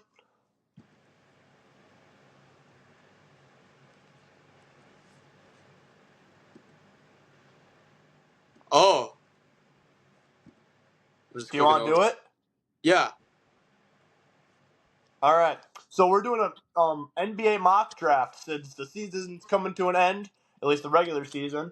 So which means that the top few picks will be locked in. So we are going to be doing a mock draft, which means ours won't be identical. So that's going to make it more fun because me and Michael will both have to make our own decisions depending on team needs and all that. So yeah, Michael, sim your lottery. Alrighty, it is simmed. I did a couple Oh clicks. wait. Oh chat. Oh, wait, no. Okay, this one, sorry. We have to go to a different one. Sorry. that one just automatically does it for you. I didn't realize that. Yeah. Okay, so Michael, just look up NBA Mock Draft Simulator and go to sportskita.com. Whichever one that is for your option. Sports Kita. Okay.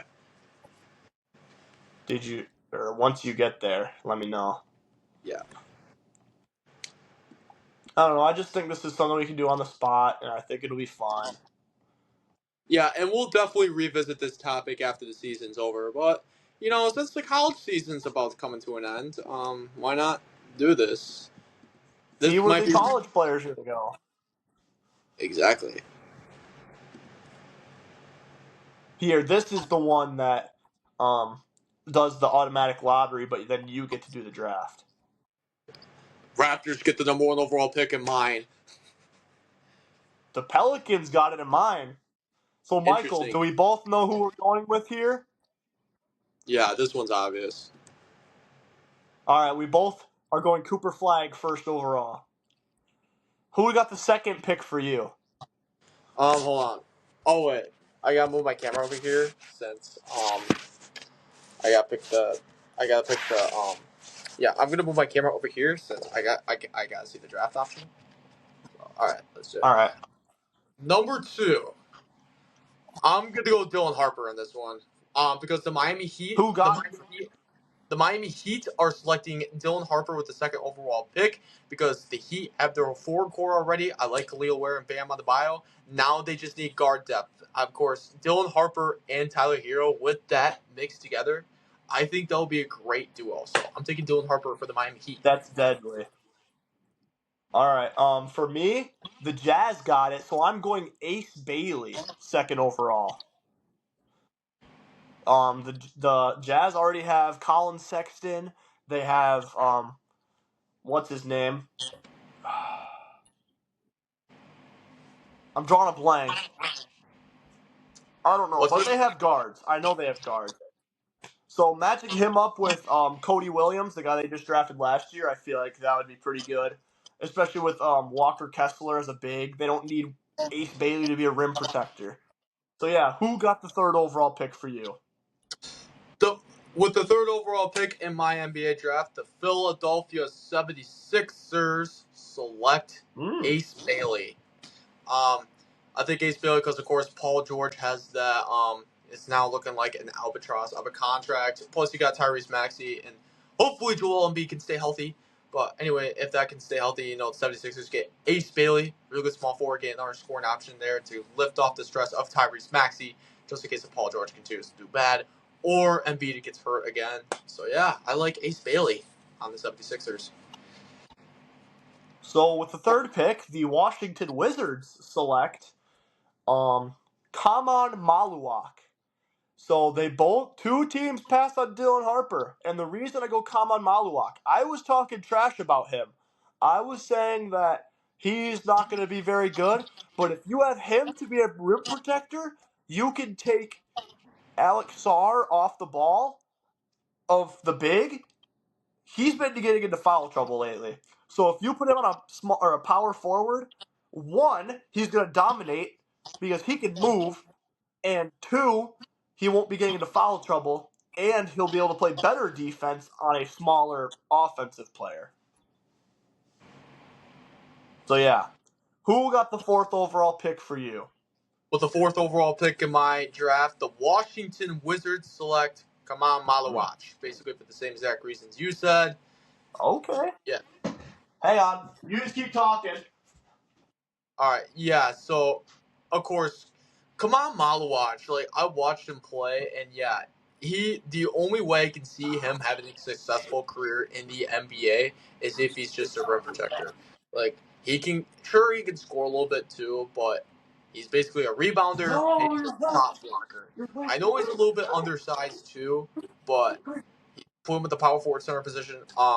You put him on. He's a really good. His length is ridiculous too, and plus he's He's athletic too. So I like Malawach at 4 for the Wizards. With my fourth overall pick, the Charlotte Hornets have to go Dylan Harper here. Matching him up with LaMelo would be Oh insane. my gosh! Yeah, so And who Miles got the Bridges. fifth overall pick for you? For the Oh yeah, fifth Miles overall Bridges too, yeah. for the fifth overall pick in my draft, the Utah Jazz select VJ Edgecombe from Baylor. I think the Jazz got a really good forecourt and Walker Kessler, and then drawing a blank. Who's Walker Kessler and Cody Kyle Williams? Filipowski. Or excuse me, Yeah, and Kyle Cody Williams. The and guy Cody I was Williams. trying to think of for the guards for the Jazz is Keontae George. That's who I was trying to think Keontae, of. yeah, Keontae George, and then adding VJ Edgecombe in there. I mean, that's a Whew, lethal guard rotation. yeah. For my fifth overall pick, I am going to go VJ Edgecombe. Matching him up. I mean, honestly, if I am the 76ers, hello, Douglas. I am trading away Paul George for whatever I can get. I am trading away Joel Embiid. I am letting all of my older people walk. Kyle Lowry, Andre Drummond. Let's look at the 76ers roster real quick. So you're saying they're going full on rebuild with Tyrese Maxey I wouldn't leading say the way. full on rebuild. Just hang on. So Retool. I want them to trade Joel Embiid, Paul George. I want them to let Andre Drummond and Kyle Lowry walk. I want them to let Eric Gordon walk. I want them to let David Roddy walk, and then these guys that are on like 2 ways and 10 ways, like Philip Wheeler, Alex Reese, Marcus Bagley, let them all walk. And then you draft a player like VJ Edgecombe. Your starting lineup is Jared McCain, Tyrese Maxey, VJ Edgecombe, and then you have maybe you don't even trade Joel Embiid. Maybe you go a Dembona at power forward, and then Joel Embiid at center, and then you have Justin Edwards, who's been playing amazing. You get to bring Yershon Yabusele and Quentin Grimes off the bench, as well as Ricky Council and Kelly Oubre. That is an insane lineup. And then off the way bench, you have Lonnie Walker and where is he? Jalen Hood Shafino. That is youth, and that is a team that can win now. Oh, yeah. I just like that a lot. I mean, if I was a 76ers GM, I'd be taking notes. All right, Michael, who do you have with your 6th overall pick? 6th overall pick by the Charlotte Hornets. They are selecting Kasparis Yakuchonis. Yeah, it's going to be pretty much the same for the first few picks. With the 6th overall pick, the Nets are going to go Kasparis Yakuchonis. They don't have a lot of depth at all. They just need to draft a point guard. They just have to. They don't have a lot, if I'm being honest. They have a lot of good guards, but they don't have a true point guard. What's your reason, Michael, for the Hornets? I just think they need another guard to pair up with LaMelo Ball. I mean, LaMelo Ball and Yakuchonis, I think, will be deadly. And plus, if Miles Bridges can stay out of legal trouble, I think he could be a valuable asset he will be definitely good with them with Yakuchonis. And then of course the Hornets have their center Mark Williams. I really like too. So I mean, you could get a backcourt with LaMelo Ball and Kasparis Yakuchonis. I mean, that'll be deadly for sure. I agree. So who got your 7th overall pick? The New Orleans Pelicans get Derek Queen.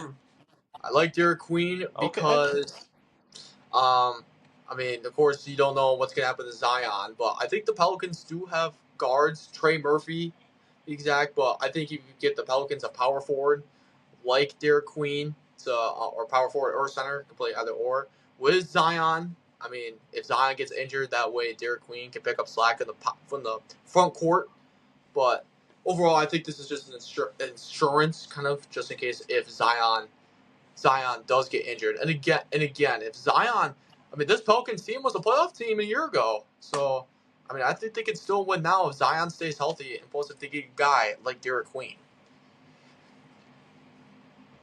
Yeah, I agree. With my 7th pick, the Toronto Raptors, I am going to go with Trey Johnson, 7th overall, because they struggle scoring. And yes, they do have players like Emmanuel Quickley and RJ Barrett and Scotty Barnes. You bring Trey Johnson off the bench, he's getting you 15 points off the bench every night, because you're going to be playing him a good amount. So that's just what I look at it as. All right, who got your 8th overall pick? The Brooklyn Nets take Jeremiah Fears. I mean, I think the Nets need a point guard. Like, they traded away D'Angelo Russell, and they got some good small forwards. Or, of course, Cameron Johnson's a real good small forward. Of course, you got Noah Clowney. D'Angelo Russell's on the Nets. Oh, yeah, that's right. He got traded. Oh, right. He got traded from LA to right. But how many years does D'Angelo Russell have left, or when he enters free agency? I'm pretty sure he's on an expiring contract. Oh, but anyways, like, if D'Angelo Russell starts not do good again, I mean, you put in Jeremiah Fears as a backup and maybe get Russell going or something like that, or see what you got from Fears, or maybe put Fears at the shooting guard position. It could be a good decent front court for the Nets. Yeah, with my 8th overall pick, the Miami Heat select. They need scoring and wing shooting. Wow, there is really not a lot of people that fit this. They don't need a big like Derek Queen. I mean, they already have guards in Jeremiah Fears. You know what? I'm going to go Con Kneppel, 8th overall. And the reason is he could play some defense and he could score really well. So who got the 9th overall pick for you? The San Antonio Spurs, and I got them going Colin Murray Boyles from South Carolina. I mean, Okay. I think Spurs got enough guards already. I like Stephon Castle and De'Aaron Fox already when both of those guys are healthy, and of course when Wembanyama's your center. So you pair him with Colin Murray Boyles. I think that'll be. I think that'll make Spurs even more complete. I like this move with Colin Murray Boyles. Of course, he can shoot the 3 ball, can post up as well. I think he's a good NBA power forward.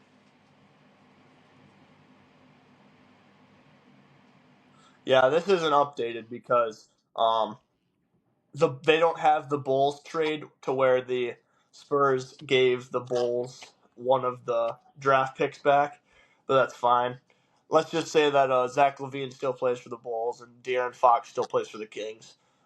With my 9th overall pick, the Spurs also got it, and I will also be going Colin Murray Boyles. Yeah, they already have guards. If they're going to keep Chris Paul around to keep mentoring Wemby on how to catch lobs, and they have Stephon Castle. So yeah, they don't really need a wing necessarily. They don't need a center, so he fits in at that power forward slot. 10th overall. Who got your 10th pick? The Trailblazers. I got them picking Trey Johnson from Texas. I mean, of course, you got so many young guys. I mean, I think of course, you got Shaden Sharp, Toumani Kamara, Donovan Clingan, and just so many other guys I mentioned. But if you had a shooting guard like Trey Johnson, there's just oh yeah, I forgot about Scoot Henderson too, their point guard. But I don't know. I don't think he comes out. I think he comes off the bench anyways. So you put in a shooting guard like Trey He Johnson. does. Yeah, it just makes this young team is scary. I forgot about Denny Avdia too. I mean, this Trailblazer seems to be scary. Plus, put him with Trey Johnson in there. Oh boy. I mean, yeah. What will make this team even crazier is if they go 7th overall, 7th best prospect, Derek Queen. The Trailblazers also got my 10th pick, and they will be going Derek Queen, 10th overall. Reason is, yes, they do have Donovan Clingan, but he also hasn't been playing a bunch of minutes. But Derek Queen can fit in that power forward slot. So imagine this starting lineup. You got Anthony Simons, Shaden Sharp, Denny Avdia, Derek Queen, Donovan Clingan. And off the bench, you have Scoot Henderson. What was I going to say? Scoot Henderson. Shoot. I'm drawing a blank. But then Scoot Henderson, Chris Murray, and Toumani Kamara. It's like, damn. That's a pretty good lineup. So yeah, and Ryan Rupert, if they ever decide to play him, unless he got traded, I don't know. And do you know that Bryce McGowan's played for the Trailblazers? Bryce McGowan's. Huh. Do you know who that is? I heard of him before. Him and his brother played for Nebraska. That's where I heard that. Yup, McGowan. Yup, that sounds familiar. So yeah, who got your 11th pick? The Spurs got the 11th, and I'm going to go Con Knuppel. I mean, they already got Colin Murray Boyle selected here, so, and of course, you got those guards, so now they just need a small forward. And with that, they got Con Knuppel. So look at this starting lineup here. You got point guard, you got De'Aaron Fox, shooting guard, Stephon Castle, small forward, Con Knuppel, power forward, Colin Murray Boyles, and center, Victor Wembanyama. Like, that's a starting lineup. Damn. With my 11th pick, they also got the 11th pick, and I am gonna go, LeBaron Philon from Alabama. He is a bigger sized guard, so they could split him at the power or small forward if they want to. And yeah, I mean, there's not a lot there, but the next pick will be a very good pick for the team that I have. So who is your 12th pick? 12th, I got the Dallas Mavericks, and with that 12th, give me LeBaron Philon. I mean, they traded away their point guard. Okay. They traded away Luka Doncic. I mean, they still got Kyrie, but Kyrie's torn ACL, so he's going to be out a little bit. So put in LeBaron Philon, get that young guy in there for Kyrie Irving. Let him take over a little bit until Kyrie comes back, and then yeah, I just think, and plus he can play shooting guard too. So Kyrie does come back, and then you can put Finland at the 2, and that looks like a pretty good backcourt. Mm-hmm. But the 12th pick also went to the Mavericks for me, and you said they traded away their point guard, and they still have Kyrie, but he's getting older. And I still have Jeremiah Fears on my board, so they're going to draft Jeremiah Fears. I mean, if he falls to Steal. the Mavericks, that'd be heaven for them. So Yeah. yeah, Plus. who got your 13th pick? Let me guess, the Hawks. Yep. Yeah. So With the who do you Hawks, have them selecting? I have them taking Thomas Sorber, the center. I mean, of course, I know Okay. they got Anyika Okongwu, Muhammad Gay or something like that. Yeah, but I just think, Gisa yeah, Muhammadu Gee. but I think the Hawks are also set at forwards. I mean, Trae Young, Dyson Daniels, or guards, excuse me, Trae Young, Dyson Daniels, and then Jalen Johnson returns back from injury. But um, you look at the Hawks get Thomas Sorber. I mean, maybe you could put Okongwu maybe at the power forward, and then put Sorber at the center, or you could do anything. But I just think that take the center for the Hawks. I like this. I'm gonna go Asa Newell here for the Hawks. He is a power forward / center, and he is a okay defender, and he can shoot. So they need shooting from their forwards, and they need some defense. So I just feel like he fits their scheme a little bit better. With the 14th pick, who did you get for that? I got the Rockets for the 14th, and with that, I think they're going to take Nolan Traore. I think the Rockets just need a guy to bring the ball up consistently because they got forwards. They got Alperen Sengun, and also they got Jalen Green, guys. But I just think they need a point guard, and with that, I think they'll take Traore. Fair Nolan. enough. I'm going to draft a backup center here with the 14th pick. I'm going to go Thomas Sorber from Georgetown. They already have Alperen Sengun, and then who is their backup right now? Maybe Oh, I'm Amen stupid. Thompson. I don't remember who the. Yeah, he's not really their. He shouldn't be there. Hold on. Rockets centers. It should be just Steven Adams. So yeah, they're not going to keep Steven Adams around forever. So I like that Thomas Sorber should slide into that rotation just fine. So yeah, 15th overall. Who did you get? I got the Magic, and with that, I have them taking Edgar Demon. I think the Magic need a point guard. Ooh, I like that. I like that.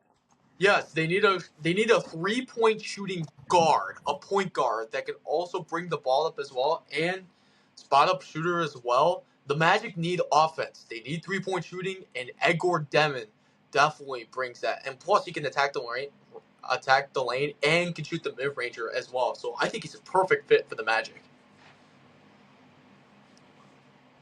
I agree. I am going to go Jace Richardson in that case. I think that he is a better 3-point shooter. Egor Demon struggled in the regular season shooting threes, but he did pick it up in the playoffs. But Jace Richardson, he's an all-around scorer, so I like him a lot. 16th overall, did you get the Spurs as well? I think this is their actual pick. So I would assume that 10th or 9th pick, or 11th or 9th pick would be the Bulls pick, but who really cares? So we could just say, oh, the Bulls will take one of those two instead. It's not that big of a deal. So who do you have the Spurs as well at 16? Yeah, and with that case, I'm going to take So who? best available since the Spurs already had 2 picks before that. So I'm going to take Asa Newell, power forward center slash Georgia. Let's say Colin Murray Boyles doesn't work out. You could put Asa Newell in there. Or let's say Colin Murray Boyles actually got drafted by the Bulls. Asa Newell. So there you go. Yeah, so I'm gonna go best available on my board as well. So I'm gonna go Nolan Traore. So I could just do the same thing here. Let's say that LeBaron Philon gets drafted by the Bulls or doesn't start off very good, then stop saying Nolan Traore will slide into that role just fine as a replacement. So 17th, do you also have the Jazz? Yes. I think everybody So I has think good I think the starters. rest of the draft will be the same. So who do you Yeah. have the Jazz going with that 17? With the 17th, I have the Jazz going Noah Esseng. I mean, I think, of course, you got the forward core, and plus the guards are already established. Now you get that small forward slash power forward, and I think this completes the Jazz lineup very well. I am also a Noah Senge. Again, they need power forward, small forward defense, and I did have them taking Ace Bailey with the second overall pick in mind, but he'll be starting, and then you can bring off Kyle Filipowski and Noah off the bench, so that'll be good for their forwards. For the 18th pick, the Timberwolves. Who do you have the Timberwolves taking? I have the All right, Timberwolves. I have them taking. This is tough. Oh, I would go center, but it looks like all the centers are main centers are taken off the board. So with that case, I'm gonna go. I'm gonna go Liam McNeely. I mean, of course you got Nas Reed and them guys, but I think just bringing off another key bench player and basically can come in and get you some good solid minutes. I think that'll be good for the Wolves. And yeah, I mean that's why I kept Igor Demin off the board. Mike Conley's aging. They don't have a number one point guard if he leaves. Igor Demin slides perfectly into that role. What are you doing? Yeah, are you plugging your phone in? Yeah. So 19th, the Nets. Who do you have the Nets going with? At 19th, I have the Nets going. I'm gonna again play best player off the board. I'm gonna take Jace Richardson. Of course, the Nets need. Of course, they already took a point guard, but let's say Jeremiah Pierce doesn't work out. Put Jace Richardson in and give you maybe pull him at the 2 as well. I think that could be a solid pick. Yeah, so I went Liam McNeely here. They do need wings and forwards. So I mean they do have Zaire Williams and Cam Johnson. But honestly, I could probably see them playing McNeely over Zaire Williams if he keeps struggling from the field as he has. So yeah, the 20th pick, you had or we both have the Thunder. Who do you have for the Thunder here? I am going to take Miles Bird from San Diego State. Of course, the Thunder have really good bigs and guards as well. So you get a small forward like Miles Bird that can come in there, can pull stuff, can shoot the 3 ball as well. So yeah, I like Miles Bird from San Diego State. I think he'll fit pretty well with the Thunder, and plus he can play good defense too. So I like that.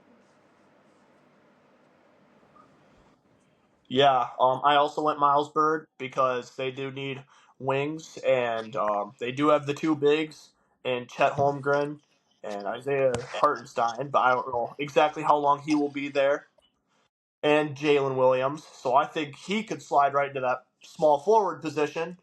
So yeah, well, who else do they have? They have Shea, Chet, Jalen, and then who would their other starters be? We could say Miles Bird could start, and then do they really have anybody that special? I mean, you have Caruso, you have Isaiah Joe. I know I'm missing somebody super obvious. Jalen Williams. Lou Dort, Yeah, Lou the Dort. other Jalen Williams. Yeah. Yeah. So yeah, 21st overall, the Warriors. What do you have there? I am going Noah Penda. I mean, who knows how many years you got left to Hmm. Draymond Green, and plus, like, you need a small forward as well. I mean, of course, they do have good bigs. They just need a 3 or a 4 guy. Maybe you don't know what's gonna happen with Draymond Green, so I like Noah Penda. I went Darian Williams here at Texas Tech. He's a bigger guard. He's a small forward. He could play the power forward. He's a big guy. So, and we've seen just from the Texas Tech playoff games, he can knock down the shots in big moments. So yeah. 22nd, the Pacers. Who did you go with? I'm gonna go with the Pacers here. I'm gonna go Darian Williams. I mean, with your reasons with the Warriors, I think the Pacers have Tyrese Haliburton in point guard. They have 3-point shooters around, and plus they do have Miles Turner, a good center. So I think if we put Darian Williams, you could do a mix of shooting and getting the post player. I like Darian Williams here. I like that pick especially. Um, I went Nick Clifford here from Colorado State for the Warriors. Um, he can shoot. He struggled in the postseason, but he is a defensive-oriented player as well. And the Pacers need that. They've played a lot of high-scoring games, and they just need somebody to play defense, and he fits that role perfectly. So 23rd for the Hawks. Who do you have? From the Hawks, I'm going to take Nick Clifford. Of course, yeah, of Mm-hmm. course. Then you got the Hawks center role. Our bigs already mentioned are already solidified. Of course, you got the guards. Now you need a shooting guard, small forward. See what happened with Jalen Johnson. Like you don't know his. Of course, he's out for the season. But anyways, I think Nick Clifford will just be a great bench player and bring in some solid minutes there. Is this a replay of the Knicks game? I think I'm watching a replay of the Knicks and Trailblazers game at the moment. Jeez. That's funny. Um, so my 23rd pick, I went Noah Penda. Um, I don't know a lot about this guy, but from what it said on him, I think he fits in with the Hawks just fine. Again, like you said, um, they need forwards in replacement of the Jalen Johnson injury. So who knows if that'll keep him out or not. Excuse me. And Noah Penda fits that position well. Alrighty, with my 24th pick for the Grizzlies, I got Ian Jackson from North Carolina. I mean, of course, of course, the Grizzlies have John Morant, and then the center they got Jaren Jackson Jr. But oh yeah, of course, Gigi Jackson as well. But you get a solid 2 or 3 for the Grizzlies. Ian Jackson, I, I think he fits well with the Grizzlies, what they're trying to do, and plus, who knows about their offensive system running forward because of the firing of their head coach. But I like Ian Jackson here. Yeah, so my 24th pick, I went with Ben Saraf for the Grizzlies. They need a point guard too.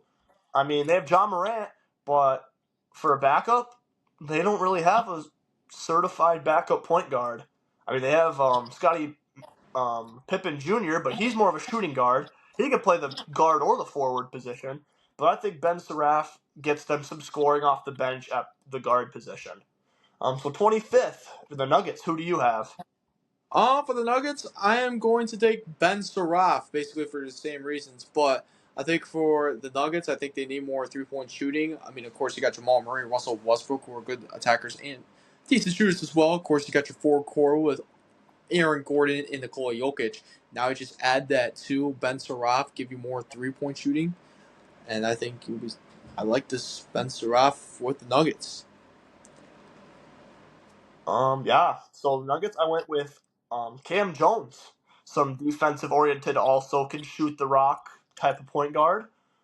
Yeah. So 26th, the Nets. Who did you go with? I also realized that this is all of the. I'm pretty sure at the beginning it showed like who they traded the picks to. It's just that it has the teams that originally owned them Oh, as. makes sense. Um.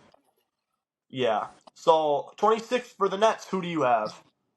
26, I'm going Carter Bryant from Arizona, small forward and power forward. Oh, I like all right. again. Put him at the 3. Maybe split time with Cameron Johnson. So yeah, um, I like Carter Bryant. I went Ian Jackson here. It said they needed wing shooting and playmaking, so that will also comprehend with my next pick. Ian Jackson can let the rock fly, and he's really young. So you match up Liam McNeely, Ian Jackson, and Kasparis Yakichonis. I mean, you have the starting lineup of Yakichonis, Cam Thomas, Liam McNeely, Cam Johnson, and Nick Claxton with Ian Jackson coming off the bench, and you got yourself a pretty decent lineup that could be good for years to come. So, Michael, who's your 27th pick for the Nets as well? 27th, they're going Will Riley. I mean, I think, of course, you got your point guard, you got your small forward. So now you get that too. Again, you get that wing shooter. Will Riley was a really good 3-point shooter at Illinois. I like Will Riley here to the Nets. Fair enough. Right here, I went Carter Bryant, so we just swapped around our picks. I've watched him slam the ball, so off the bench, he will be a spark. He has a lot of energy, and yeah, I just think he'll fit in with that lineup just fine with his energy. 28th, the Celtics. Who did you go with? 28th with the Celtics, I'm going Cam Jones. I think, the Celtics have really good 3-point shooting, so Wow. now you get Cam Jones who can also shoot the three, but mainly is an attacker. I think if you get the Celtics, him more attacking and stuff, give him more leverage, mainly coming off the bench because you also got Derek White too, and Drew Holiday. But I think Cam Jones will just give another spark to the Celtics team. 28th, I went into the second round projected picks. I went Ryan Kalkbrenner. He Ooh. can let it fly. So a backup off the bench for Kristaps Porzingis if they don't re-sign Luke Cornett. And he's a shot blocker. So I like Ryan Kalkbrenner here. So especially to make up for Kristaps Porzingis' mediocre defense. So yeah, 29th for the Jazz. Who did you go with? Jazz, I'm going Boogie Flant. I mean, of course, you Ooh. add an extra guard. Maybe he can come off the bench. Can be a spark there. I like Boogie Flan. And plus Boogie, jazz music works well together. So, yeah, give me that. Oh man. That's not the main For the reason Jazz why. here, I went. Oh, okay. That's not. For the Jazz here, I went Rasheer Fleming from St. Joe's. They needed defense for their forwards, and Rasheer Fleming fits that quite well. I mean, he's a big boy. So, yeah, I mean, he can also let the rock fly sometimes. He's not a prolific three-point shooter. But then so let's see, off the bench, or starting, you'd have Ace Bailey, and then, Noah, whatever his last name is, starting at forwards. And then off the bench, you have Cody Williams and Rasheer Fleming, as well as, oh my God, Filipowski.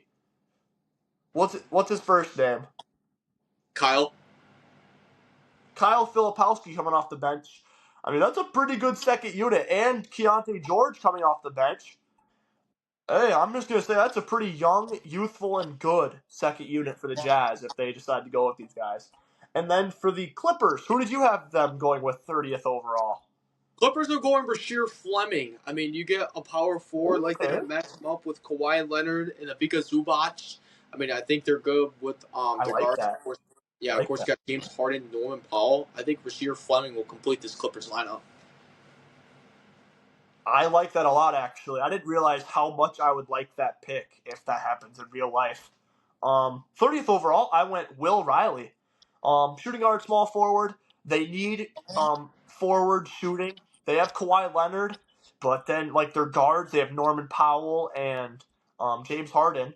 But who else in their lineup really shoots? They have Bogdan, not Bojan. He's the older one. Bogdan Bogdanovic. He can shoot threes, but he's also a guard. So at that forward position, you have Derek Jones Jr., who's not a very good three-point shooter, but Will Riley at small forward off the bench, he can light it up, like you said. So yeah, that concludes our draft class. Michael, if you look at the time, for me, it's an hour and 59 minutes, but for you, it's a little bit shorter because Because that's recording. your thing cut out for a little bit, but that's fine. I feel like the second half of this podcast went a lot better than the first half. But yeah, I thought that was a lot of fun, and yeah, maybe we could do a second round, a full mock draft next time. Yeah, Because maybe we can do this when there's not a lot of stuff going on. But yeah, sadly for the MLB though, we can't really do MLB mock drafts because there's so many guys, and it's like you really don't know the players from what schools are going to go where. So yeah, and plus they're like high school players, college players. Yeah, high school players. There's D3 players getting drafted, and it's like you don't know these guys. They're not UW national Whitewater, prospects. Yeah, best team in Division but One. Let's yeah. go. So that was fun. So Yeah. Michael, are we peacing out or what? Yeah, so that'll do it. This is by far the longest episode. This will probably be our only 2-hour episode for a while. Who knows? We might do another one. But yeah, this is the We're longest. doing it all the time now. Yeah. But thank you guys for watching. Of course, if you made it to the end, you guys are warriors. You guys are great because spending 2 hours of your day with us, I mean, that's dedication. That's awesome. You should do that all the time. Exactly. We will have to give you something if you make it that far, but we'll see. But anyways, that'll do it today. I'm Michael Hernan there with Andre Tainter, and hopefully you guys have a great night, and that will do it. So peace.